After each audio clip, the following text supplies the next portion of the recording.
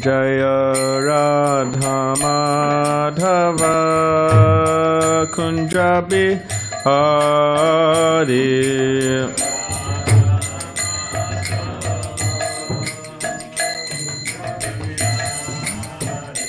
Jai Radha Madhava Kunja Bihari.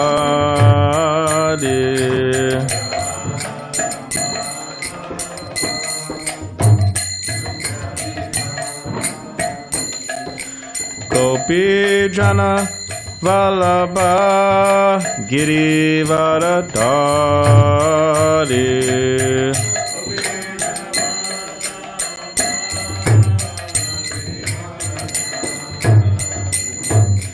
Gopi Jana Vallabha Girivaradari.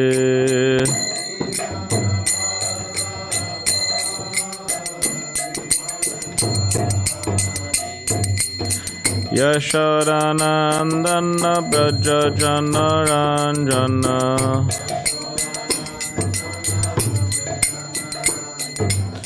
Yashodanandana Braja Jana Ranjana.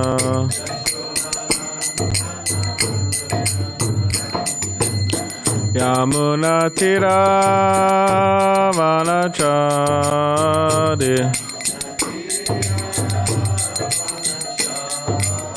Yamuna Tira Vanachari.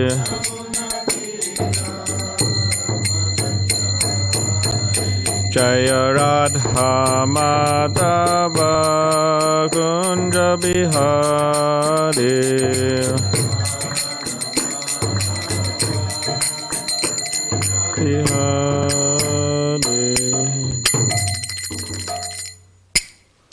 Vishnupada, Paramahamsa, Parivrajagacharya, Ashtottara Srimad Bhaktivedanta Swami Prabhupada ki jai. Grantaraj Srimad Bhagavatam ki jai. All glories to the assembled devotees, all glories to the assembled devotees, all glories to the assembled devotees, all glories to Shri Guru and Shri Gauranga.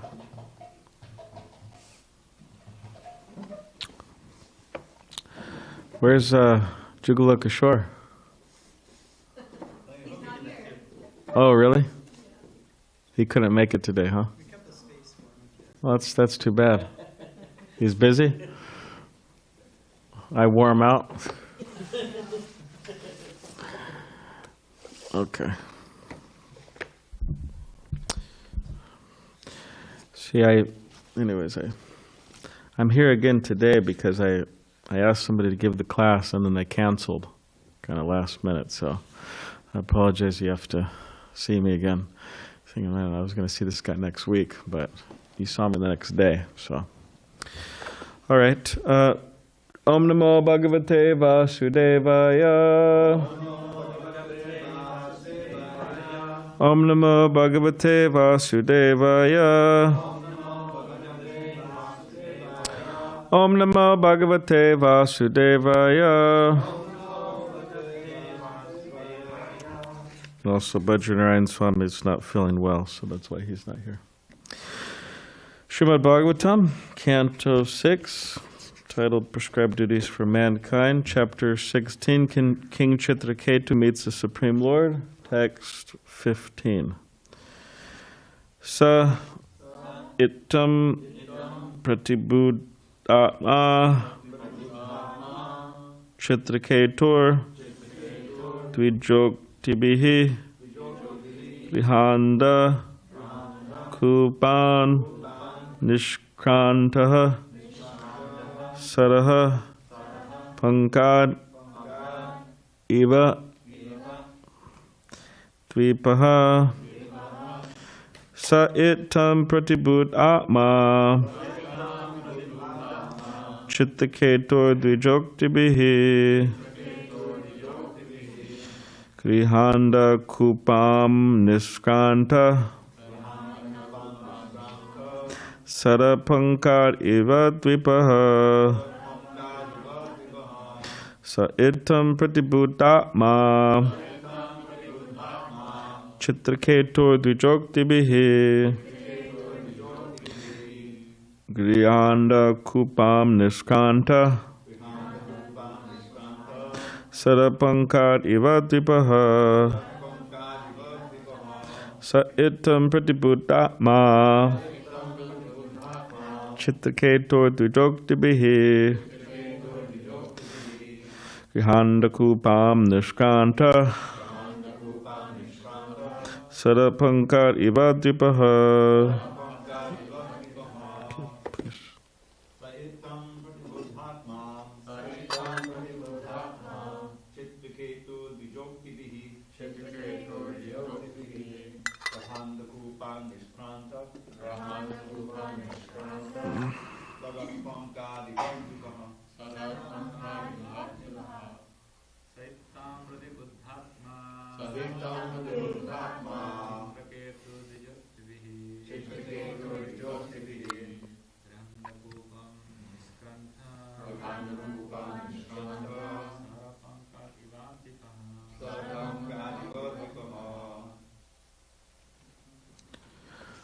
They'd like to chant.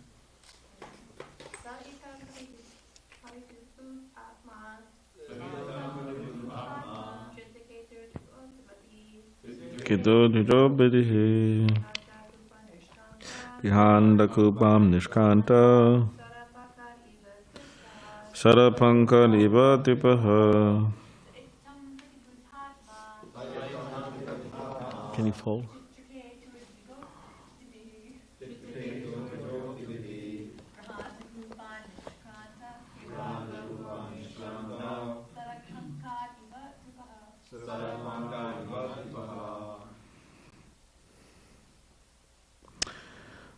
Saitam pradibhudatma Chitraketur dvijoktibihi Grihanda kupan nishkranta Tarapankat iva dvipaha.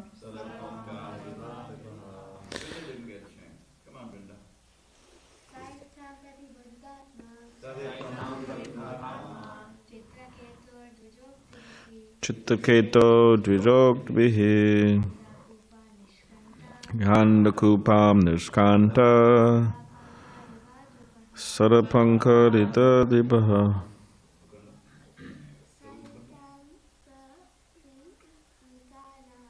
Saitam pratibhutatma Chittaketo dvijoktibihi Nishkanta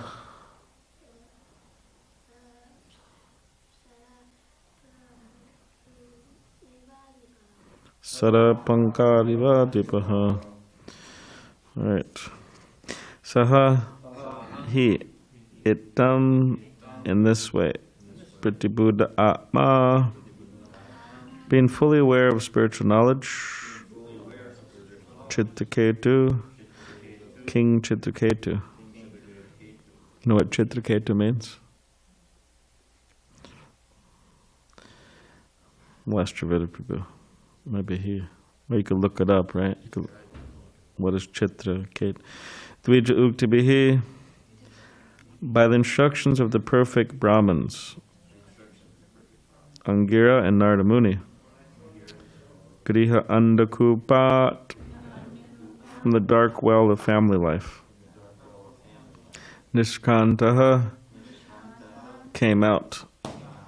Saraha of a lake or reservoir of water. Ankat from the mud. Eva like. Dvipaha an elephant. Translation and commentary by His Divine Grace, A.C. Bhaktivedanta Swami Prabhupada. Thus enlightened by the instructions of the Brahmins, Angira and Narada, King Chitraketu became fully aware of spiritual knowledge. As an elephant becomes free from a muddy reservoir of water, King Chitraketu came out of the dark well of family life. 16. The king bathed in the water of the Yamuna, and according to prescribed duties, he offered oblations of water to the forefathers and demigods. Very gravely controlling his senses and mind, he offered his respects and obeisances to the sons of Lord Brahma, Angira and Narada. Thereafter, being very much pleased with Chitraketu, who was a self-controlled devotee and surrendered soul, Narada, the most powerful sage, spoke to him the following transcendental instructions. Om Namastubhyam Bhagavate Vasudeva Dhimahi Pradyumnaya Dirudaya Namo Sankarshanaya Cha Namo Vijnanamatraya Paramanandamurtiye Atmaramaya Shantaya Nivritta Dvaita Dushtaye. Narada gave Chitraketu the following mantra: O Lord, O Supreme Personality of Godhead, who are addressed by the Omkar Pranava, I offer my respectful obeisances unto you. O Lord Vasudeva, I meditate upon you. O Lord Pradyumna, Lord Aniruddha, and Lord Sankarsana, I offer my respectful obeisances. I offer you my respectful obeisances. O reservoir of spiritual potency, O supreme bliss, I offer my respectful obeisances unto you, who are self-sufficient and most peaceful. O ultimate truth, one without a second, you are realized as Brahman, Paramatma, and Bhagavan, and are therefore the reservoir of all knowledge. I offer my respectful obeisances unto you. Can you pass him the mic? Purport. Please. In Bhagavad Gita, Krishna says that he is Pranava Sarvavedeshu, the syllable Om in the Vedic mantras. In transcendental knowledge, the Lord is addressed as Pranava, Omkar, which is a symbolic representation of the Lord in sound. Om Namo Bhagavate Vasudevaya. Vasudeva, who is an expansion of Narayana, expands himself as Pradyumna, Aniruddha, and Sankarshana. From Sankarshana comes a second Narayana expansion, and from this Narayana come further expansions of Vasudeva, Pradyumna, Sankarshana, and Aniruddha. The Sankarshana in this group is the original cause of the three Purushas, namely Karnodakashayi Vishnu, Garbhodakashayi Vishnu, and Kshirodakashayi Vishnu. Kshirodakashayi Vishnu is situated in every universe in a special planet called Shvetadvip. This is confirmed in the Brahma Samhita, Andantarastha. The word Anda means this universe. Within this universe is a planet called Shvetadvip, where Kshirodakashayi Vishnu is situated. From him come all the incarnations within this universe. As confirmed in the Brahma Samhita, all these forms of the Supreme Personality of Godhead are Advaita, non-different, and they are also acyuta, infallible. They do not fall down like the conditioned souls. The ordinary living entity is prone to falling into the clutches of māyā, but the Supreme Lord in his different incarnations and forms is acyuta, infallible. Therefore, his body is different from the material body possessed by the conditioned soul. The word matra is explained in the Medini dictionary as follows: Matra karna vibhushayam vitte mane parichade. The word matra in its different imports is used to indicate the decoration of the ear, possession, respect, and the possession of a covering. As stated in Bhagavad Gita 2.14, Matras parashastu kaunteya shitoshna sukha dukada agama paino nityastam satikshasva bharata. O son of Kunti, the non-permanent appearance of happiness and distress and their disappearance in due course are like the appearance and disappearance of the winter and summer seasons.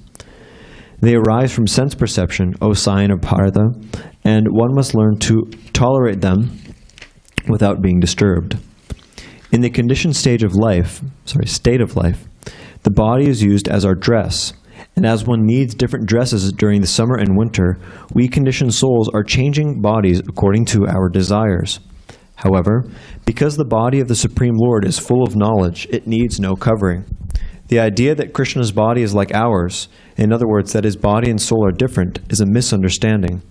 There are no such differences for Krishna, because his body is full of knowledge. Here we receive material bodies because of a lack of knowledge. But because Krishna, Vasudeva, is full of knowledge, there is no difference between his body and his soul. Krishna remembers what he said 40 million years ago to the sun god, but an ordinary being cannot remember what he said the day before yesterday. This is the difference between Krishna's body and our body. Therefore, the Lord is addressed as Vijnana Matraya Paramananda Murtaye. Because the Lord's body is full of knowledge, he always enjoys transcendental bliss. Indeed, his form is Paramananda. This is confirmed in the Vedanta Sutra, Anandamayo Bhyasat. By nature, the Lord is Anandamaya. Wherever we see Krishna, he is always full of Ananda in all circumstances. No one can make him morose. Atmaramaya. He does not need to search for external enjoyment because he is self-sufficient. Shantaya. He has no anxiety. One who has to seek pleasure from other sources is always full of anxiety. Karmis, Jnanis, and Yogis are full of anxiety because they want something. But a devotee does not want anything. He is simply satisfied in the service of the Lord, who is fully blissful. Nivritta Dvaita Drishtaya. In our conditioned life, our bodies have different parts. But although Krishna apparently has different bodily parts, no part of his body is different from any other part. Krishna can see with his eyes, and Krishna can see without his eyes. Therefore, in the Shvetashvatara Upanishad, it is said, Pashyatya Chakshuhu. He can see with his hands and legs. He does not need a particular bodily part to perform a particular action. Angani yasya sagalendriya vrittimanti. He can do anything he desires with any part of his body, and therefore he is called Almighty.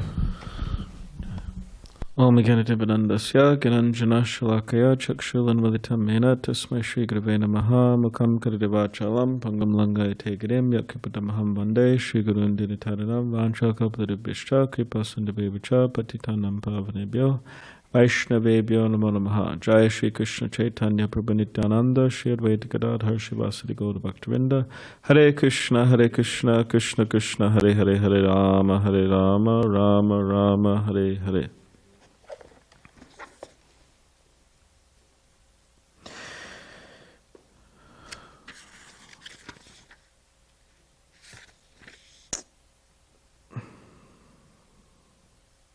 So the Brahma Samhita, very beautiful book that Lord Chaitanya found when he was touring South India, the Adi Keshava temple, Brahma Samhita, which actually he didn't find the whole Brahma Samhita, it was just the 5th chapter of Brahma Samhita that we have. But the prayers are there, Ishvara, Parama Krishna, Satchidananda Vigraha, and so on. Govinda Maripusham Tamaham Bhajami, I worship Govinda. Chintamani Prakarasad Masakalpa Vriksha, descriptions of the spiritual world, of Krishna, of his associates. It's quite a compact book with a lot of knowledge in it. So in that book, there's Angani Yasya Sakalin Vrittimanti, which in the purport Srila Prabhupada quotes as Krishna, he has a body, first of all. The Supreme Personality of Godhead is not formless, he has a body. And the senses, his senses are interchangeable. One sense could do what ordinary sense couldn't do. Like we see with our eyes, right? But we don't take prasadam with our eyes. We can't do that, right? Like they're making breakfast this morning. I could guess what they're making. They seem to be making that every week, so devotees are going to go out, right? I suspect everyone will go out and have breakfast, right? In this way I know the future, at least to a degree, that everyone will go out and have breakfast, but I know that devotees aren't going to go out and just like look at it, wow, this is so good, you know. Right? This is so devotional. Whereas Krishna actually does that. Means he eats with his eyes, generally speaking. At least within this world, he leaves some prasadam for us. We offer the bhoga every day, right? And Krishna accepts it. Patram pushpam palam toyam yome bhakti prachati. Krishna says, if anyone offers me with love and devotion a leaf, even a leaf, just says a leaf, one leaf, a flower, a fruit, water, I will accept. So Krishna accepts our particular devotion. And you could say he's eating with his eyes. He leaves us some, right? So the devotees aren't starving.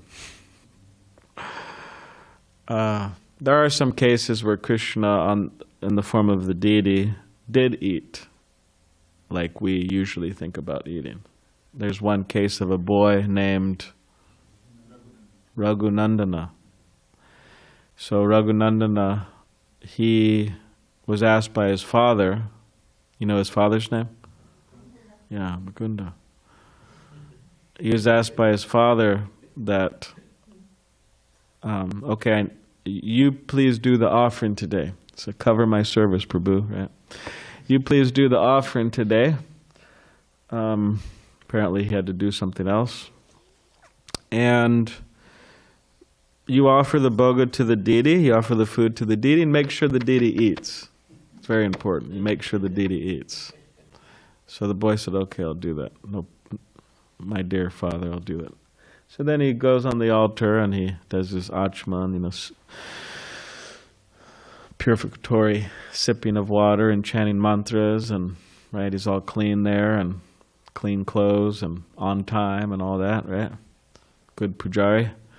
And he goes on the altar and he's chanting mantras over the food, and he's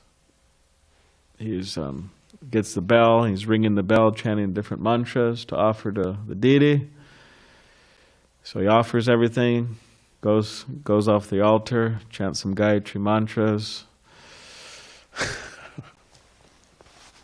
doesn't meditate on the prasadam. You know, shouldn't meditate on what's being offered. In other words, thinking about. So he's just there waiting, and then he comes back, and then he sees, what does he see? The food's still there.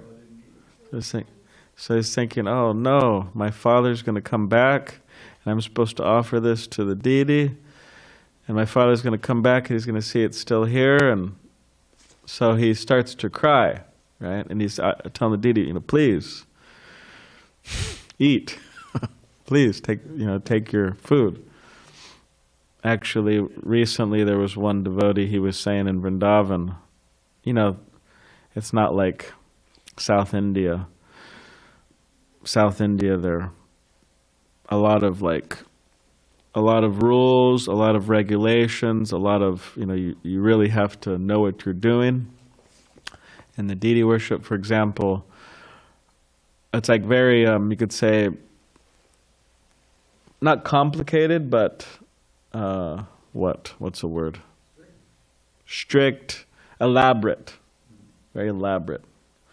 They'll close the altar for 2-3 hours, and you'll hear them ringing bells and chanting mantras, and then they open up the altar, and the deity, I mean, of course, they're doing it with devotion, and I'm just commenting on the nature of the deity worship, but you open, you know, you might be expecting the deity to be wearing some, like, you know, it took 2 or 3 hours to dress him, so they might be expect some fancy dress or garlands and kind of, you know, Giridhari Priya is back there, whatever, and Mogalila, you know, intricately, you know.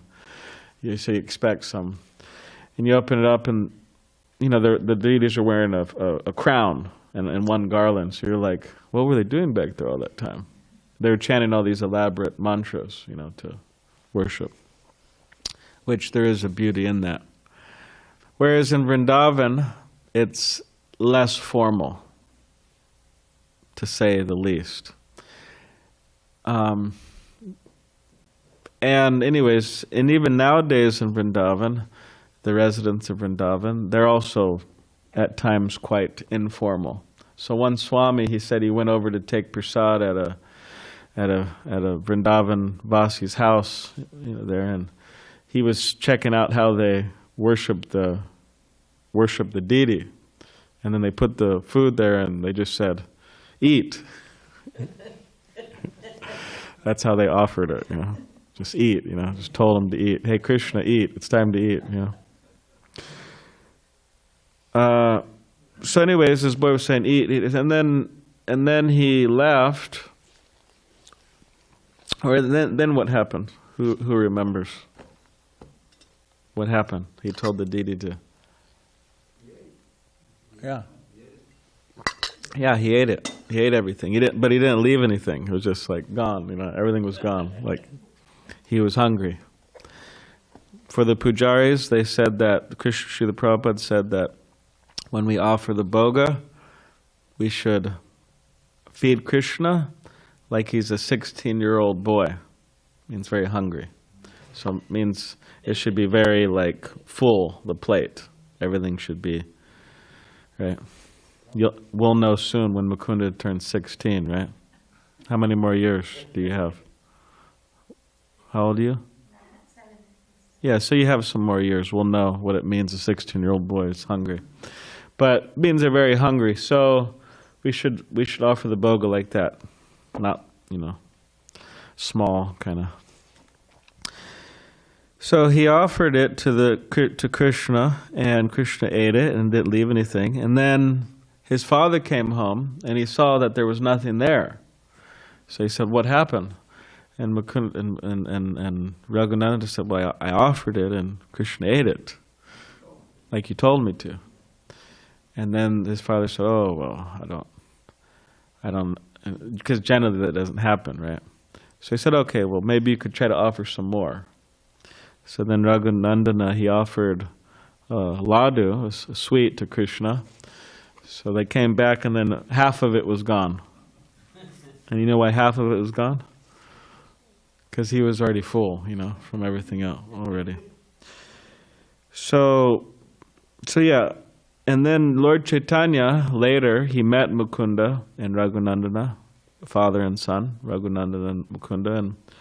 And then Lord Chaitanya asked Mukunda, the father, and the son, Raghunandana, they said, "Who is father and who is son?" And then Mukunda said, "Oh, he's the father, Raghunandana, because he teaches how to worship Krishna, pure devotion." So yeah, Krishna, he accepts the prasad generally just by looking at it. But he could have the prasadam however he wants. And Krishna, he's never morose. Morose means depressed, down and out. I don't know where that saying comes from, but it's American saying, down and out. Maybe we could look that up. Where is that saying down and out come from? But yeah, there's a lot of down and out. It means just very depressed. They say, my mother used to say when I was looking very morose, she would say, or when other people were looking morose, she would say, "What happened? It looks like you just lost your best friend." Which, interesting, actually, point is that materialists, they can seem like they're happy temporarily at times, certain times, right? It's their birthday, or it's 4th of July, or they just got a promotion, or whatever. But the devotee's conviction and realization is that they're actually not happy. It's a false happiness. And we could say that, we see people, they look like they're suffering. We'd see they look like they lost their best friend, and they did. Who is that? Yeah, they lost Krishna. Or they voluntarily loves Krishna. So that's why the devotees, they go out and try to introduce people to their best friend, Krishna. So Krishna can never be morose. Srila Prabhupada said that you'll never see Krishna depressed, smoking a cigarette. Right? You'll never see Krishna, a picture of Krishna working at the factory, right? I was actually thinking about it. I was in the Bay Area. There was we did some programs up there, some classes, and I brought Jugala Kishore there. Maybe he's watching right now. Maybe I wore him out. You know, these home gatherings could go quite late sometimes. But anyways, so I was there and I was talking with Jugala Kishore, and I was telling him how I was realizing or thinking how, because you have all these big tech companies up there, or you have all these kind of office cubicle companies there, and how they're not like factories in the sense that, you know, people are going in and like Bhajanarayan Swami tells how he met some guy that worked at a factory in Detroit making car parts. And then the guy, like some metal piece comes out and the guy just hits the metal piece. You know, bam. And then the next one. And he does that all day long. And then Bhajanarayan Swami asked the guy, what piece are you making? Like, what do you know? The guy said, I don't know. I just, he's been working there for decades, he just, bam, and then it goes and like that all day long. So I was thinking how these places, they're like factories, but just in a different sense. Anyways, so you never see Krishna like that, right? Working in this factory, that factory, but he is always enjoying. Like one person went to Calcutta one time, and he saw the different temples. There was demigod temples, this temple, that temple, and he was trying to think who is the supreme, right? So he went and he saw a demigod temple, and they have the swords and all types of weapons and all types of, in other words, they're working. Then he went to a temple of Krishna, and Krishna was doing what? What do we see Krishna always doing? He's playing a flute, right? And Radharani's there. And so then he said, oh, this is the supreme, because all the other ones are working, forced. Also, Srila Prabhupada said, Navayova Namcha, you'll never see Krishna as an old man.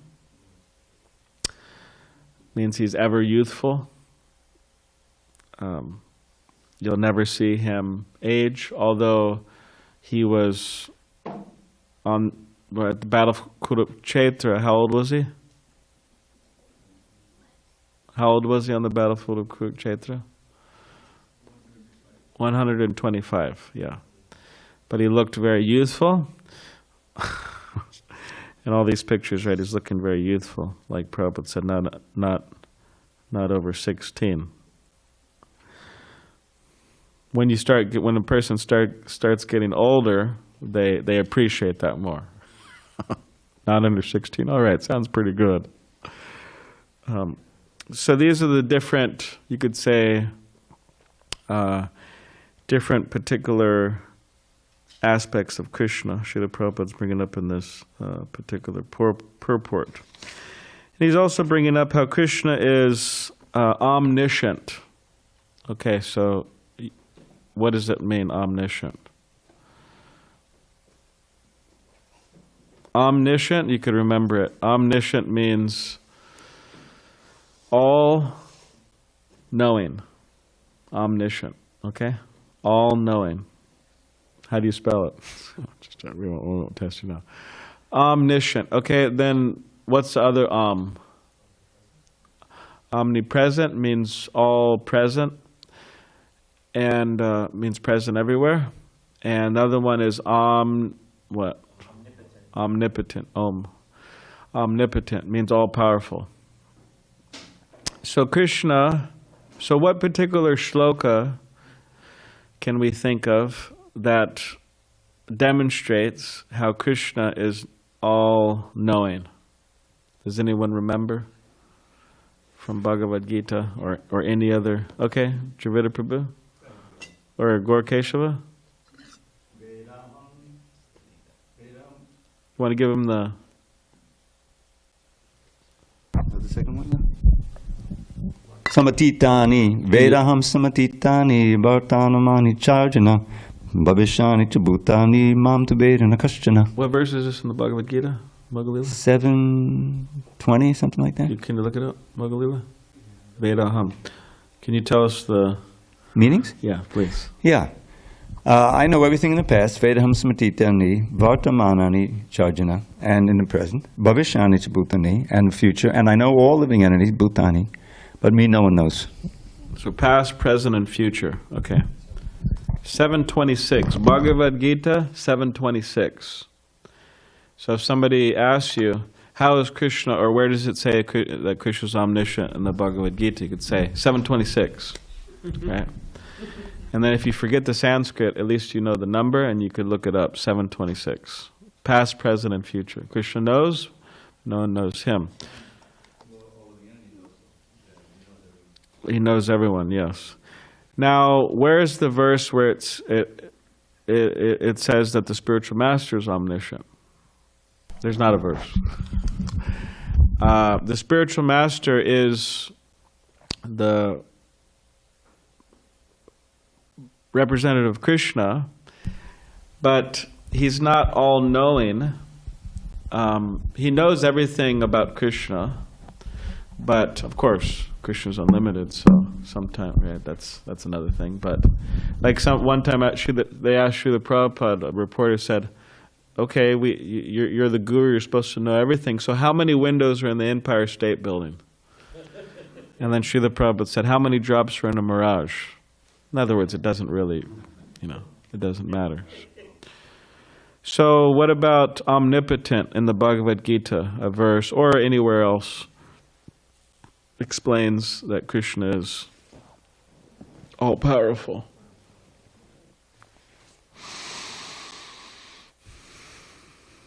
Does anyone remember?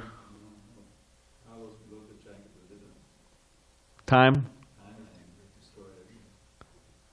Mrityu sarvas, sarvas. Yeah, I take everything at the time of death. Well, that's all powerful, right? Or what about, because we talk about power, power means control, right? That's one of the aspects of power, to control. Like, if somebody says, "Oh, I'm all powerful," or if someone says, "I'm powerful," right? We could say, "All right, well, what are you in charge of? What are you controlling?" Or, "I'm controlling this part of the sidewalk," All right, but and what else are you controlling? Well, nothing. All right, well, you're not that powerful then, right? But if someone says, "I'm powerful," okay, well, what are you controlling? I'm controlling whether or not military forces invaded a country or not. I have the choice to do that.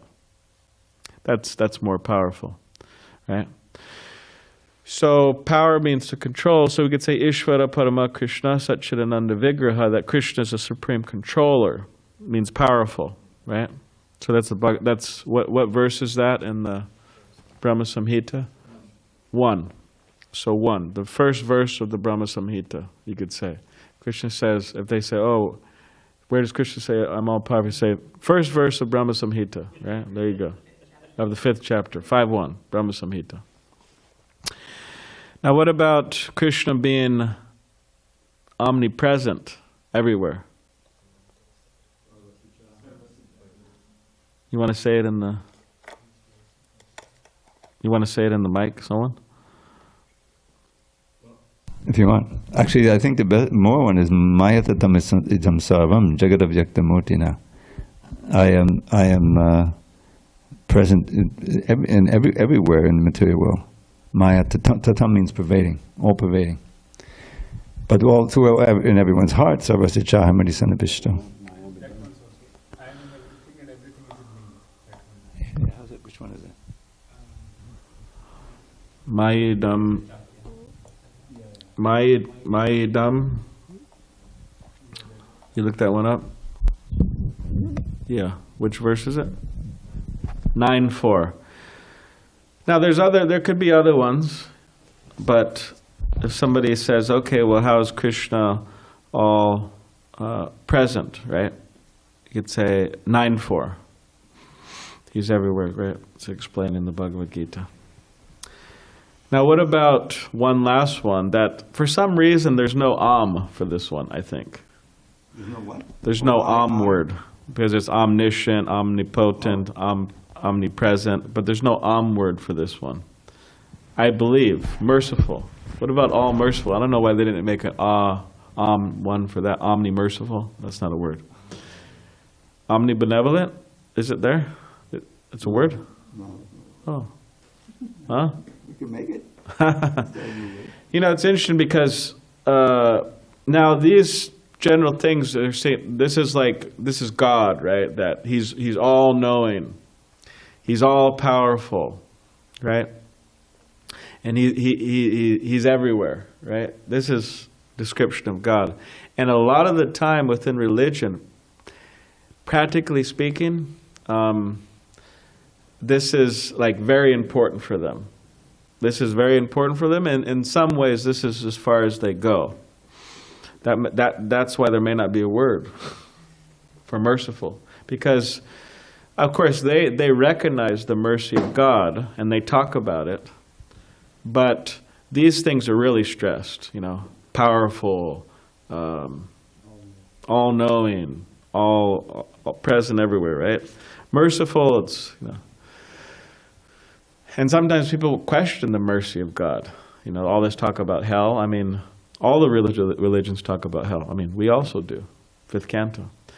Although our talk about it is, I would say, more merciful in the sense that it's temporary. It's not an eternal place.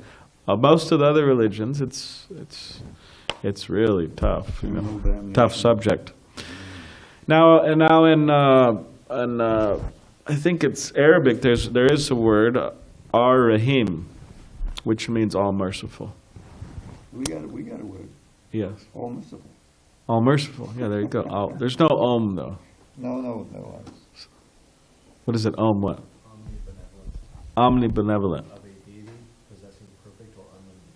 No, that's perfect. Okay, omnibenevolent. There you go. We found a new word today. It's not so common. Yeah, it's not so common. Yeah, it's not so stressed. You know, it's like those three, and then the fourth one's kind of like, all right, well, where is it? It's an afterthought. Yeah. Now there's also different pastimes that will demonstrate Krishna's omniscience and His omnipresence and his powerful nature, which I don't think we'll get into now. But one thing, Pundarik Vidyanidhi, when Gadadhar Pandit brought Mukunda again, it's another Mukunda. There's so many Mukundas, huh? Huh? Yeah. Sorry, Mukunda brought Gadadhar. I'll use the what excuse I didn't get much sleep. It's true, but it might be an excuse. Mukunda brought Gadadhar to see Pundarik Vidyanidhi. Pundarik Vidyanidhi looked like an absolute materialist. Like devotees would look at him, you know, and make fun of him, actually. Like nowadays, people look at him, oh God, like, what's up with that person, you know? And he's on his silk, you know, cushion, and he's got his servants fanning him with a peacock feather. He's chewing pan or betel nut, which devotees usually don't do. It's like a mild intoxicant. You know, they're feeding him grapes or whatever. He's really enjoying. People are like, oh, he looks like a real sense enjoyer, right? So Gadadhar Pandit Mukunda brings Gadadhar Pandit there to meet a great Vaishnava. Gadadhar Pandit's thinking in his mind, great Vaishnava. This doesn't look like a great Vaishnava to me. So then Mukunda, understanding Gadadhar Pandit's mind, he chanted a verse from the Srimad Bhagavatam, Aho Bhakti. Yeah, that Krishna is most merciful. Why? There's a particular pastime to demonstrate this. Why? Because Putana came to kill Krishna. She didn't come for any other reason. She came to kill Krishna. And Krishna, being very merciful, what did he do? He didn't send her to hell forever. Just the opposite. But for trying to kill him, right? Acting as a nurse, with killing him with poison, but he sent her to the spiritual world. He delivered her. So Pundarik Vidyanidhi heard this verse, and it was just, he lost it. He just, went into complete ecstasy, and he was just like, it's hard to imagine, but he was just thrashing everything. It said 10 men couldn't hold him down. He was in so much ecstasy hearing this verse. Didn't it last for like hours?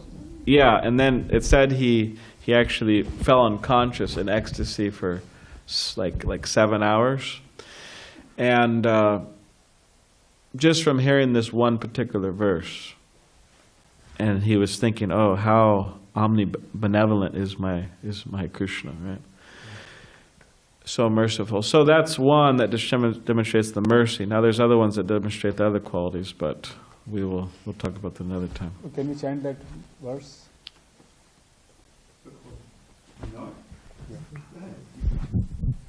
Aho bakiyam stanakaalakutam jigham apaya deva sadvi lebe gatim dhatri uchitam tatho anyam kim va dayalum sharanam vrajema.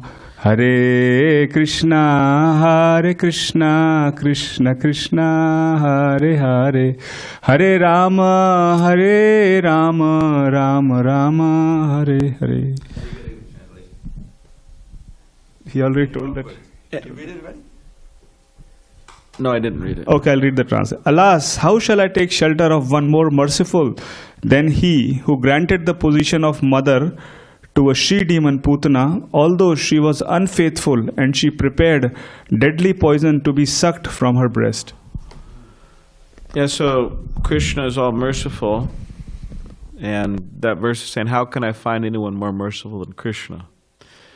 And that's why you could say a lot of devotees become attracted to Krishna, because he's so merciful, and also Lord Chaitanya Mahaprabhu. So the spiritual master is not omniscient, and he doesn't possess these particular qualities of Godhead, but the quality of mercy is very much found, and Srila Prabhupada even makes a point that sometimes it's said that he's actually more merciful than Krishna. And Prabhupada makes a point of Jaga and Madai. There's that Chaitanya Mahaprabhu, they're famous for delivering Jaga and Madai, the two rascal brothers that used to be, they're born as Madhava and what? Jagananda and Madhava. They're born in good families. Right? They became Jaga and Madai. There's so many Jagayas and Madais, they'll be all over 4th of July. Don't worry, we'll have our opportunity. But it says that Lord Chaitanya is famous as delivering those two, but by the mercy of Gaur Nitai, spiritual master, Srila Prabhupada, empowered representative of Krishna, they could deliver so many Jagais and Madais. And that's what you see Srila Prabhupada doing. So, okay, is there any question or comment? Yes. Down Sir. and out. This term probably originated in boxing, where it alludes to the fighter who was knocked down and stays down for a given time, thereby losing the bout. Thereby what? Losing the bout. Okay. Down and out. So it's in boxing. So you're boxing and you hit someone, the guy lays on the ground, and the guy is down and out. I guess that makes sense, right? He's down and he's out, right? This is what Maya does, actually. She batters the living entity, right? And then she covers and knocks them down. So similar thing going on. So people are down and out. Huh? Yes. we'll tell our Chaitanya. So the devotees, they try to help them. When we were at this program in Watsonville, which is about an hour south of San Francisco, we had the program at a devotee's home she lives here. She's going to school here. And so we had a program there. She invited her friends and her family, and so it was nice. It was the first time people heard about Krishna consciousness, and we had kirtan. And I spoke with her mother there. Her mother was there. It was her house, her mother's house. And she was saying, yeah, I'm so happy for my daughter. It was actually her daughters, because there's one daughter here and one daughter in L.A. They're practicing Krishna consciousness. I'm so happy for my daughters, and I saw that they're really suffering, really struggling, really having a hard time in life, really sad. But she said, but to see them so happy, I've never seen them so happy. So from down and out to. All right, and yes, sir. Thank you, Balaram. Thank you. Back-to-back classes, very nice. The purport that Mogalila read, it was very nice, and there was a sentence in there that jumped out at me, and I wanted to ask you a question about it. It says, here we receive material bodies because of a lack of knowledge. But because Krishna Vasudeva is full of knowledge, there is no difference between his body and his soul. So that's a new concept for me, that we receive material bodies because of a lack of knowledge. Can you talk more about that? Well, it's Lord Rishabhadev says, Nunam pramata kurite vikarma yadinde priti apanoti nasaramanye yata atmanoyam asanapi klesha asadeha, that it is due to ignorance that people wander in the cycle of birth and death.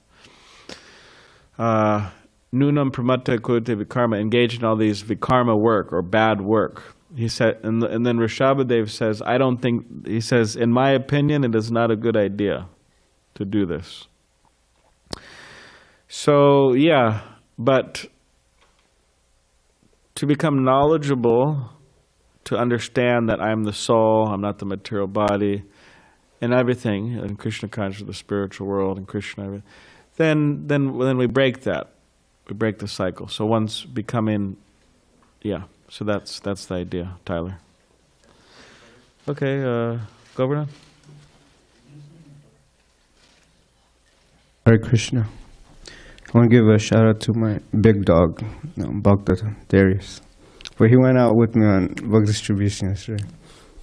And he said something. He said, people use religion to gratify their senses, and then when they go through distress, they blame God. Like that. Yeah. So I was just kind of appreciating that, because, like you said, you mentioned religion, and people, they don't know the mercy of Krishna, so they end up blaming. Yeah, they use religion for their sense gratification, economic development, sense gratification, and then when something goes bad, they become angry or upset or atheistic. Also, people don't have faith. So yeah, therefore faith, not blind faith, but real faith, is very important actually in Krishna consciousness, that we actually have faith in Krishna, we have faith in the Srila Prabhupada, we have faith in the process of Krishna consciousness, because in this world sometimes things will happen that will test our faith. There's many things that will test our faith, actually. So we have to be so unshakable that nothing will shake our faith, right? That's the idea. And therefore, it says that characteristic of the person on the lowest platform of devotional service is their faith is pliable. It could be changed. They could be convinced otherwise. Whereas somebody a little more advanced and someone really advanced, and faith is unshakable. Less advanced, their faith is there and it's strong, but it's not as unshakable as someone more advanced. But I remember I remember I was on book distribution. I have been on book distribution before, just so devotees know. I have distributed books before. I was on book distribution and some years ago, and we were at Mesa College, and we had a book table there. And I think it was a Christian fellow. You know, they love going after the Hare Krishnas. Fanatical Christian fellow. There's many nice Christians also, but somehow the fanatical Christians love going after the Hares. So I was there, and we had a book table, and then there's this Christian guy like preaching to the fellow I was with, and he was just focusing on him, you know. And he was like, "How long?" Because he asked, "How long have I been around?" and how long he's been around. So this person's been around for a shorter time, and I was around for a longer time. And then maybe he seemed like he could change his mind more, and I was just probably looking very stubborn, you know. Like, I can't change this guy. This guy's stubborn, you know. But he was really trying to, you know, drill at this devotee. So, anyways. So people may try to do that also. Yeah. Any last? Yes. I just want to give two examples Okay. of prayers. One from Stavamala, one from the Vilapkusamanjali. How a devotee prays, and this idea of Krishna and Radharani actually being of oceans of mercy. This one is from the Stavamala, and this is, I think, from the last work the last poem in there that Rupa Goswami wrote, called the Utkali Kalvalari, which means like creepers of my most ardent desires, which is what the Vilapkusamanjali is also. So here's a verse to Radha and Krishna together. Hanta sanda kaduna sudhar jhari purna manasa rado pasidatam. Durjaneta dashatang vate nija prikshana padibhavaschatam api. O Radha and Krishna, O King and Queen, the lakes of whose hearts are filled by the swiftly flowing nectar mountain streams of your great mercy. Please be kind to this wicked person. Please show him the luster of the transcendental happiness that is the guarantee of being able to see you in sometime in the future. And this next one is very famous. This was a little backstory to this. Years ago, Bhadinarayan Maharaj asked me for a verse that he could offer to Radharani when, you know, greeting the deities when he's at some temple. And so I gave him this one. I think he still does it. Devi dukkha kulasaga do da de duyamanam api durgatam janam tanka papa balanauka yabatam prapaya sapadapanga jalayam. A lot of devotees know this. You know this one, Rapani? So, oh goddess, Radharani, this unfortunate, very unfortunate person is drowning in an ocean of misery. Please place him on the powerful boat of your mercy and take him to the infallible refuge of your lotus feet. So if anyone wants these verses, just... Vilapkusamanjali, this is Raghunath Das Goswami. Yes, yeah, this is right near the beginning of that, yeah. Shiva Ramaswamy's, he's taking that book and he's writing, you know. Yeah, interesting. Yeah. So anything from the other side of the population?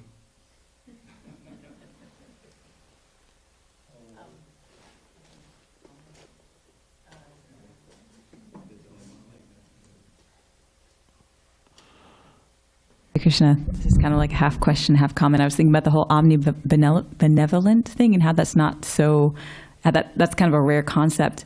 And I was thinking it like in mainstream Christianity, at least what I see of it, it kind of seems like, yeah, God can be omnibenevolent, but just to us. Like, we don't really want a God who's merciful to like everyone. Yeah, good point. Yeah, I was wondering if you had anything to add about that. Because like that's not our concept of Krishna, right? Yeah, right, yeah. Yeah, I mean, yeah, it's a problem of you know, religions. You know, they're one of the problems is that they have a tendency to think, okay, well, you join our group and then, you know, you're saved. You join our group, you get the mercy of God. You don't join our group, you're not saved, and you're definitely not getting the mercy of God. So that's a problem, because we would say that within any authentic spiritual tradition, you can get the mercy of God. So, but we actually recognize that. Whereas these people, they don't recognize it. So, and therefore, you could say they are sectarian.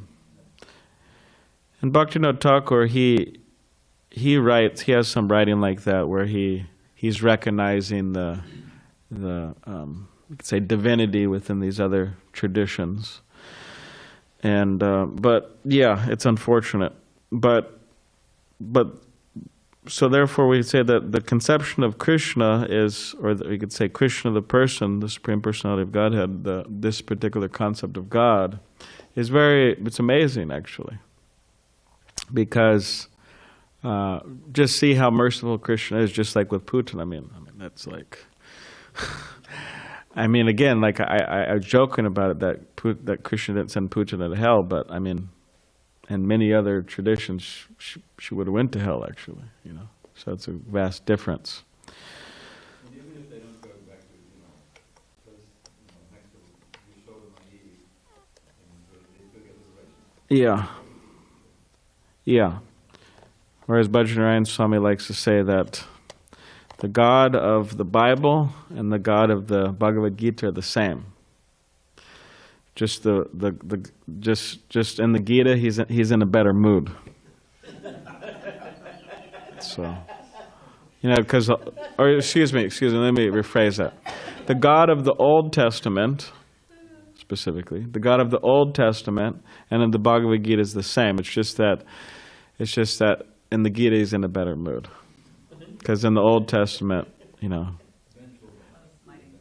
stay in line, You got to stay in line. So, okay.